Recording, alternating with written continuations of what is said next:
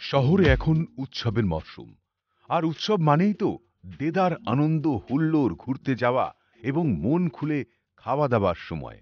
আর ঠিক এই কারণেই ক্যালকাটা নিউজ ঘুরে দেখলেও শহরের একটি ঐতিহ্যবাহী রেস্তোরাঁ মোকাম্বো। তবে রেস্তোরাঁ মানেই তো শুধু খাওয়া দাওয়াই নয়, এর সঙ্গে জড়িয়ে থাকে বহু স্মৃতি, বহু ঐতিহ্য এবং বহু ইতিহাস। শহরের পুরনো রেস্তোরাঁগুলি বহু ইতিহাসের সাক্ষী। এই মোকাম্বো ঠিক তেমনই একটি হেরিটেজ রেস্তোরাঁ।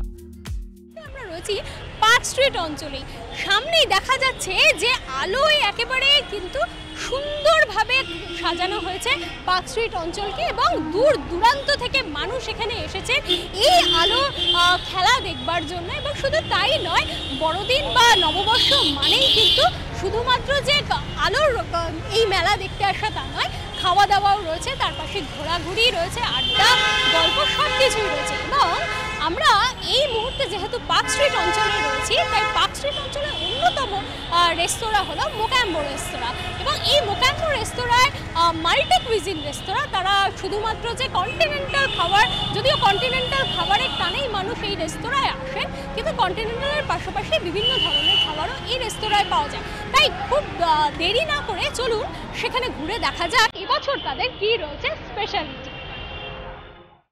1956 সালে শিবাজি কোঠারির হাত ধরে এই মোকাম্বো রেস্তোরাঁর পথ চলা শুরু।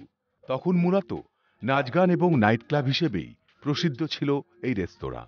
কিন্তু 70 দশকের গোড়ার দিকে রাজ্য সরকার নাইট ক্লাবগুলোর ওপর স্টেপ ট্যাক্স আরোপ করার কারণে বন্ধ হয়ে যায় গান বাজনা।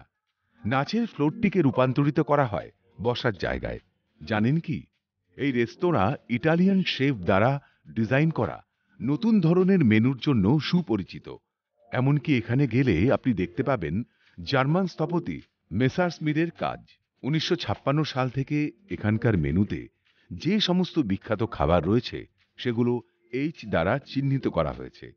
এখানকার লোভনীয় beef steak, prawn cocktail, asparagus on toast, fish steak ভীষণ জনপ্রিয়।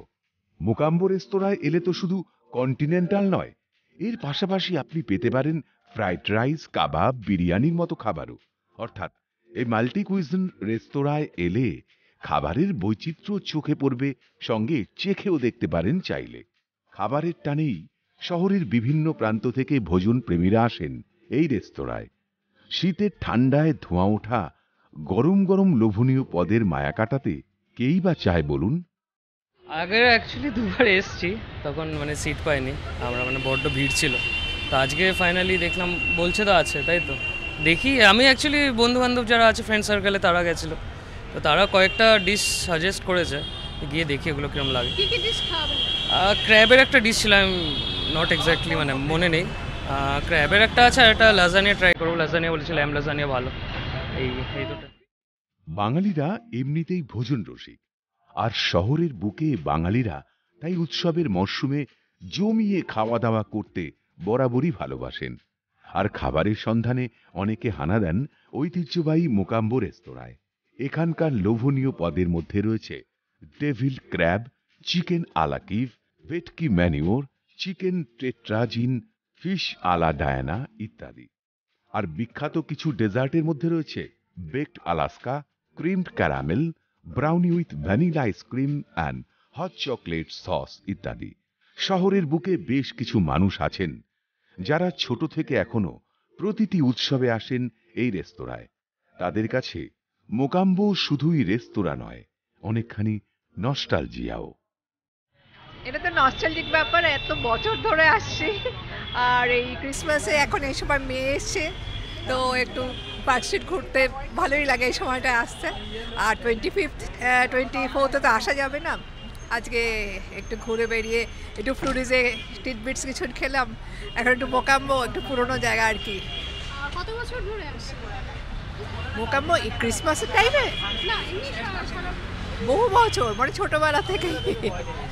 হ্যাঁ, আমরা ডেভিল ক্র্যাবটা খুব ভালোবাসি, তাছাড়া স্টেক ভালো লাগে, সিজলার যেটা, ওটাও খেতে ভালো লাগে। বড়দিন পেরিয়ে গেলেও তার রেশ এখনো রয়েছে শহরে। পাশাপাশি আগত নববর্ষ ঘিরে ইতিমধ্যেই সেজে উঠেছে তিলোত্তমা। আর সব মিলিয়ে এই উৎসব উদযাপন করতেই খাবারের টানে মানুষ পৌঁছে যাচ্ছে শহরের প্রাচীন ঐতিহ্যবাহী নস্টালজিয়ায় ভরা এক রেস্তোরাঁয়, যার নাম মোকাম্বো।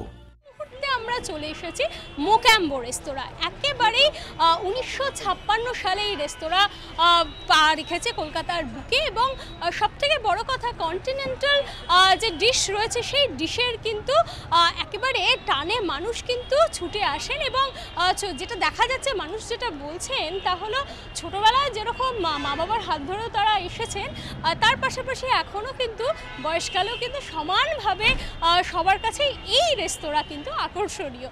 আর শুধু তাই নয়, এখানে কন্টিনেন্টাল যদিও পাওয়া যায়, কিন্তু তার পাশাপাশি এখানে এই রেস্তোরাঁয় কিন্তু মাল্টি কুইজিন রেস্তোরাঁ। আপনি চাইলে পেতে পারেন বিরিয়ানি, চাইলে খেতে পারেন এখানে মোগলাই ডিশ, নানা রকমের ডিশ কিন্তু রয়েছে। ক্যামেরায় প্রসন্ন নস্করের সঙ্গে অদ্রিজা ঘোষ, ক্যালকাটা নিউজ, কলকাতা।